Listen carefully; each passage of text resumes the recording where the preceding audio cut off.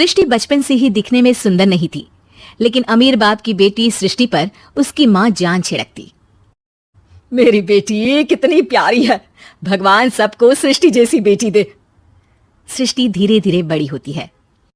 एक दिन सृष्टि की सहेली कहती है, तू दिखने में कितनी अजीब सी है, लेकिन मैं जानती हूँ हम सब में सबसे अच्छी शादी तो तेरी ही होगी। तेरे पापा अमीर जो है। और बता नहीं सकते यार, दहेज तो हर कोई देता है, ये क्या ज्यादा ले जाएगी अपने पति के लिए? अरे बड़े शहर में कोठी है इसके पापा की। अरे पापा की है ना, कौन सी इसकी है? इसकी होती तब तो कोई भी लड़का इससे शादी कर लेता। अरे पापा की मतलब पापा की है तो मेरी ही है ना। किसने कहा? अब तेरी तो तब होगी ना जब तेरा भाई ना हो। वैसे भी शादी के बाद सारी प्रॉपर्टी भाई के नाम होती है। सृष्टि समझ जाती है कि उसे किसी भी हालत में माँ बाप की सारी प्रॉपर्टी को अपने नाम करना है, लेकिन कैसे? एक दिन सृष्टि का भाई शीनू कहता है, बहन क्या कर रही है? तुझसे एक बात करनी है। अरे हाँ हाँ करना, मैं तो तेरी बहन हूँ। बहन मेरी लाइफ में ना एक लड़की है, बहुत अच्छी है। मैं सोच रहा हूँ माँ और पापा से बात करूँ शादी के लिए। सृष्टि को समझ में आ जाता है कि भाई की शादी होते ही भाभी उसे एक दिन भी घर में बर्दाश्त नहीं करेगी। क्या बात है भाई, बताना कौन है वो?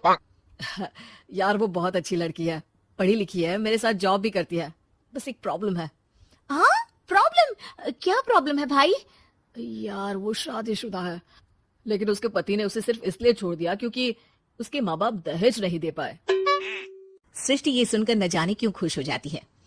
अरे भाई तो क्या हुआ, लड़की तुझे तो पसंद है ना? शीनू को लगता है कि बहन उसे समझ रही है।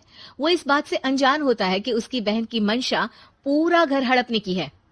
सृष्टि अपनी माँ से कहती है, मम्मी मुझे तो बहुत चिंता है, पता है शीनू क्या कर रहा है?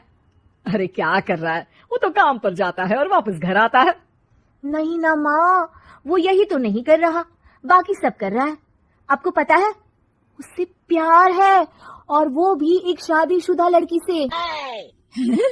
ये क्या हो गया, मैं सोसाइटी में क्या मुंह दिखाऊंगी? अरे तेरे पापा तो यही कहेंगे कि मैंने ही उसे बिगाड़ दिया है। माँ देखो, मेरी बात मानो, पापा पर भी विश्वास करने की जरूरत नहीं है। अब आप ही बताओ, पापा इतनी देर घर के बाहर रहते हैं क्यों? बोलो। अरे बेटा वो तो नौकरी करते हैं ना। तू बहुत भोली है माँ, पापा का ऑफिस तो 7 बजे खत्म हो जाता है, लेकिन देखो कितनी देर से आते हैं। अरे नहीं नहीं बेटा, ऐसी कोई बात नहीं है। सृष्टि माँ को एक औरत से बात करते पिता की फोटो दिखाती है। देखो माँ कैसे हैं पापा, मैं ना कहती थी कि पापा सही नहीं है। मैं तेरे पापा से बात करूंगी, दे फोटो मुझे।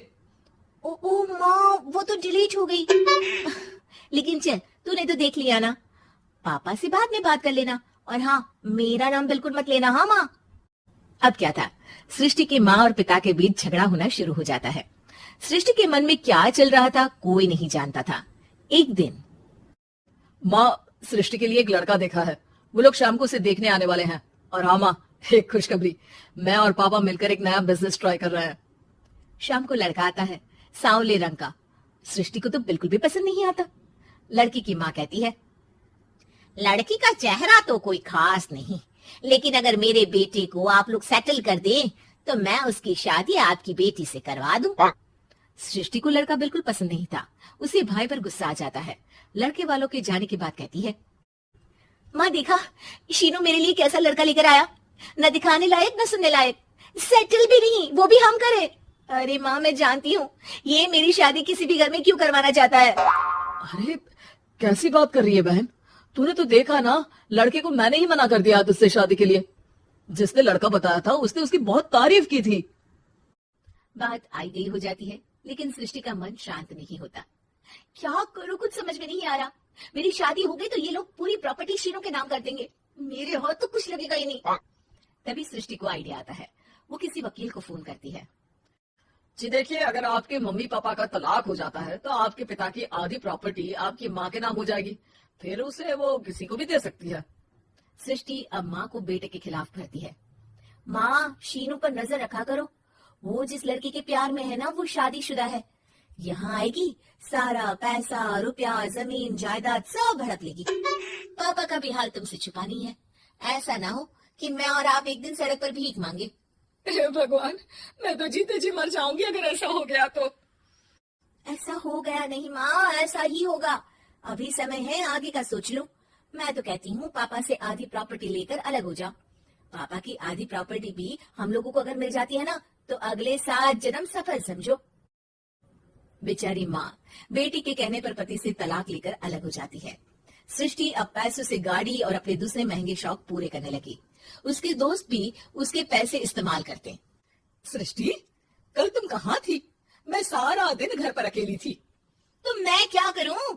मैंने ठेका तो नहीं लिया है ना तुम्हें संभालने का। माँ को सृष्टि से ये उम्मीद नहीं थी। वो बैठकर रोने लगती है। वहीं उसका पति यानी कि सृष्टि के पिता आ जाते हैं। मैं जानता था कि तुम्हारा यही हाल होगा, तो आपने मुझे रोका क्यों नहीं?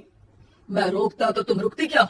सृष्टि के कहने पर तुमने मुझ पर अपने बेटे पर शक किया, लेकिन तुम ये भूल गई कि कैसे हम दोनों ने मिलकर जीवन में इतना सब खड़ा किया। माँ पति के गले लग जाती है। मुझे माफ कर दीजिए, मैंने आपकी कमाई का एक बड़ा हिस्सा गवा दिया। कोई बात नहीं, तुम साथ हो तो मैं ऐसी 7 प्रॉपर्टी खड़ी कर दूंगा। तभी वहां सृष्टि आ जाती है रोते हुए। माँ, मयंक ने मुझे छोड़ दिया। वो बोल रहा था जब तक मेरे पास पैसे थे तब तक ही वो मेरे साथ था,